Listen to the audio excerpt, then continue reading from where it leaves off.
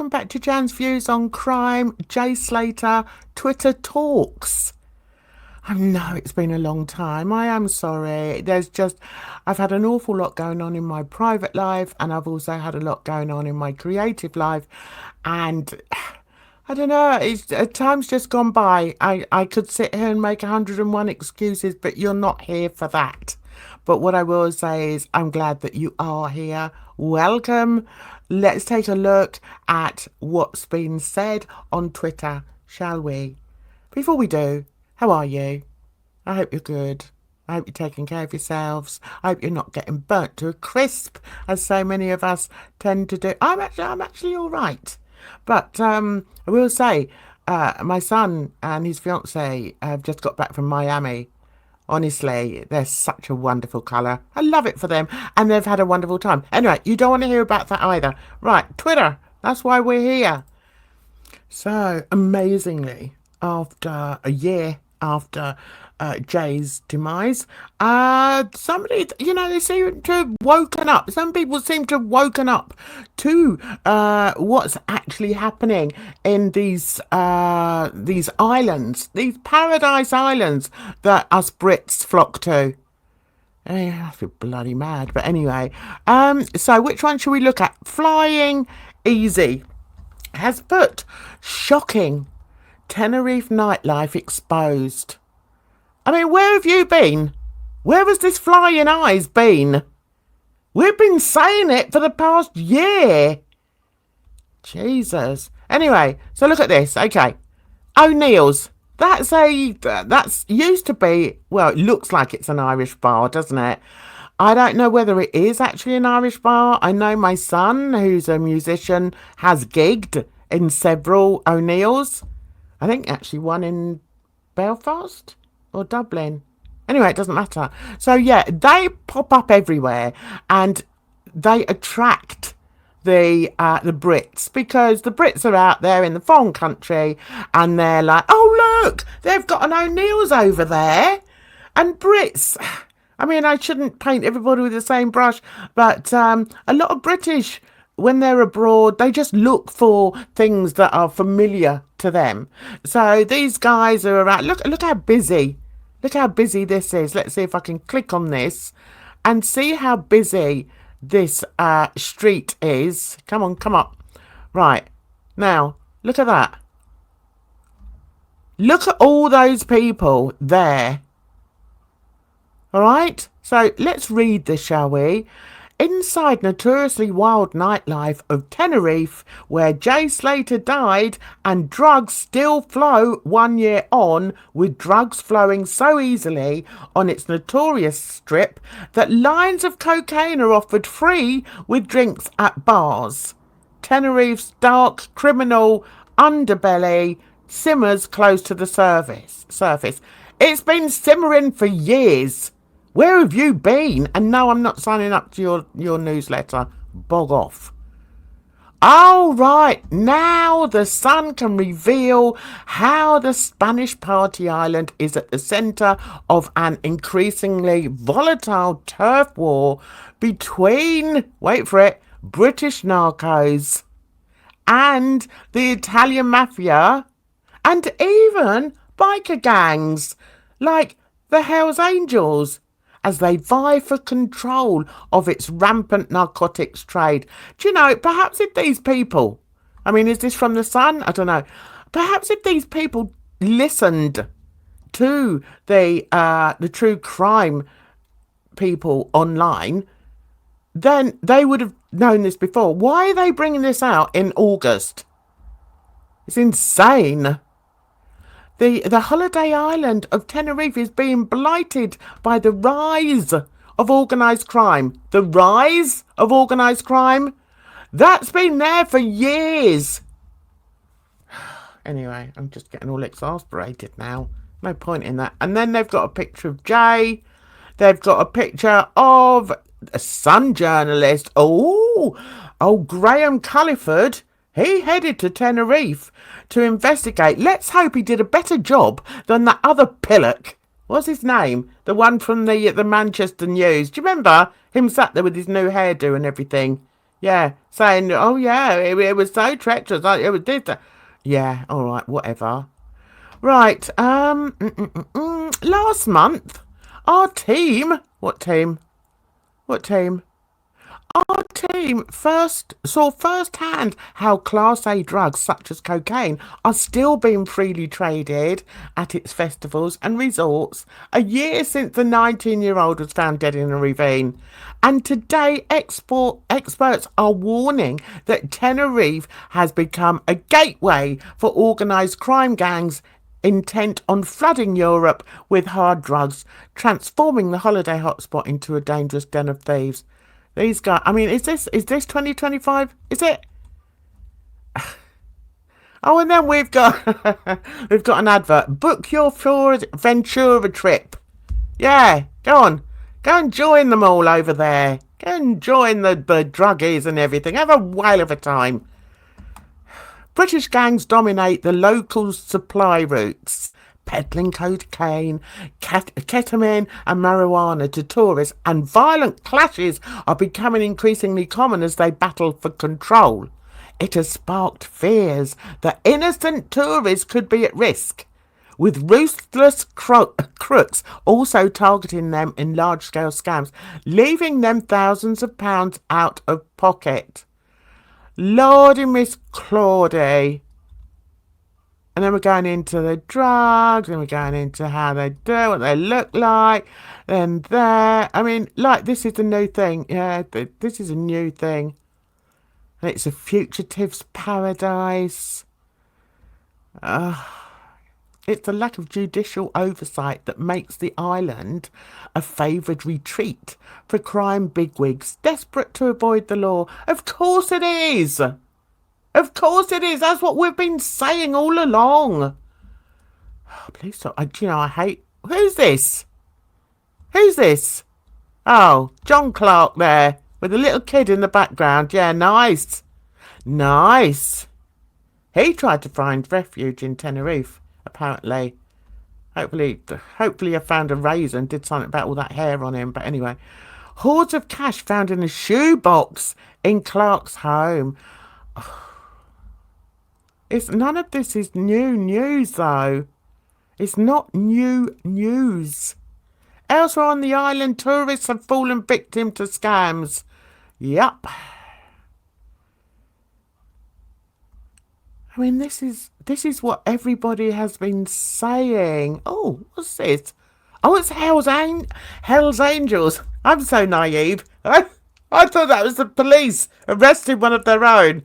I think it's time I went. I think, sorry guys, why we're here. So, this one here I think is quite interesting. O'Donnell's Solicitors has written, this is on August 12th, the recent inquest into the death of Jay Slater has brought inquests into the spotlight.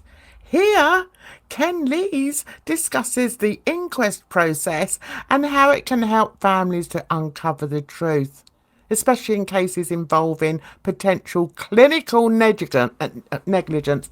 What do we think? Is there clinical negligence? Oh, Lord, hang on, let me have my cup of tea. Hang on. All right. Oh. Is there clinical negligence involved here? Do you know what really annoys me? Is that everyone tries to jump on these bandwagons, and it's okay. Yeah, it's all right if you do that. But it's not okay for people to spend like over a year looking at this case online and giving forth what they have got evidence of. It's not okay for them to do that, but it's all right for this solicitor, right, to talk about it. Are you interested? No, neither am I. Right, let's move on. Someone underneath there has put, there's something dodge about this coroner ever since the Nicola Bulley inquest and now Jay Slater case. Well done. That's from someone called Neil Gannon. Well done, Neil. How the hell can they not have recorded for the first 4 hours and then state it's permanently lost? They're lying. They don't want the public to have a copy of the inquest. Question mark, question mark, question mark. Of course they don't want us to have a copy of the inquest. I mean, to be honest, you might just as well just go to the library, go in the kiddies section, and pick up a kiddies fairy tale. That's what the inquest was. It's ludicrous and it's disgusting that this is happening today, 2025, when we've got everything at our fingertips, haven't we, guys? So there is no excuse for not finding justice, not only for Jay Slater, but also for Nicola Bulley. There's no excuse, guys. One underneath there said, Matt has said, when Jay Slater went missing, someone suggested the search party shout that and he would reply giving away his location. Oh, I don't know what he's talking about. I can't be bothered with that one. Right, we've got Kristen who's dropped a video if you want to go over there. And, oh, actually, she says Tom Hilton was the last to see Jay Slater alive. Was he? Was he, though? We're never going to know, guys. I mean, it's all, like, guesswork now, isn't it? Just all guesswork. And just very, very sad. Somebody underneath there put, not forgetting the steep slope. They also described the ravine Jay Slater was found in as a steep and inaccessible area. I don't think the two areas of concern even compare. Well done, true tweets. Yeah, alright. Somebody underneath there has put, this kid is going around creating a lot of enemies. It's only a matter of time before him and the other divvy, C-U-N-T, Ed Matthews, end up getting the Jay Slater treatment. Oh, I don't know what that's about. As you can see, I haven't read this before coming live. Sorry, guys. But at least you get like a true a true impression of my thoughts reading these. Scary. Okay, then we've got Mama D. God bless Mama D. Yeah, it's very, very sad. I guess we should be somewhat relieved that in August 2025, people are still talking about the Jay Slater case. But will it actually, will anything ever really be found that is actually truthful? I think, you know, the inquest has gone now and we know how that went. As I say, just go and get your kiddies book. You know, it's like obscene, absolutely absurd what happened at that inquest. But are we surprised? In today's world, nothing surprises us, does it? But we have hope. Someone called John underneath there says, your GHIC doesn't cover repatriation of a body or moving you back to the UK, as Jay Slater's family found out. 30k to bring back home human remains. I don't know who this dude is. John Keane. Is that what it cost to bring him back? I don't know. Let me know. Let me know in the comments below whether you think that's true. Of course, I've been keeping an eye on the coverage that Duncan has been putting out. Bless his heart. He's been working so hard on this case and quite honestly just proves every single time that it's just been a complete shit show. Yeah, I mean, we all know the truth, and it's not that we have to be, you know, qualified in science or anything like that to see for ourselves what actually did happen to Jay Slater.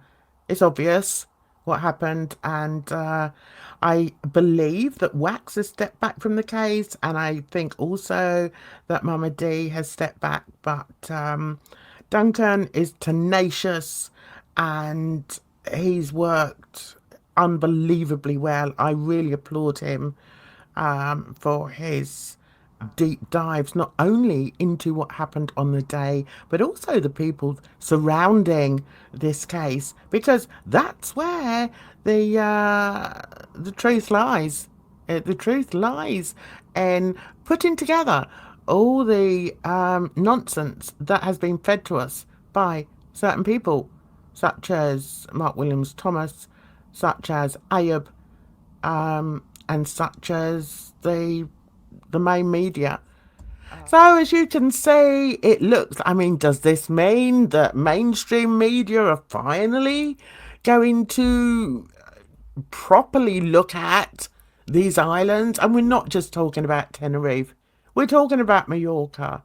We're talking about Ibiza. Those three predominantly, and also for Frentora. What a stupid name that is. Stupid bloody name. Anyway, we're not talking about just one island. We're talking about a culture, actually, aren't we? We're talking about part of British culture and other European countries or European nationals that go to these places to party and to take as many drugs and drink as they possibly can in the shortest amount of time. That's what we're talking about, guys. So I'm going to bring this to a close. I will still dip into Jay Slater uh, Twitter talks every now and then, but I want to be bringing other stories to this channel because my God, there's still so many things are going on all the time. So guys, just please take care of yourselves out there because trust me, it's a rotten old world. So until the next one, bye bye for now.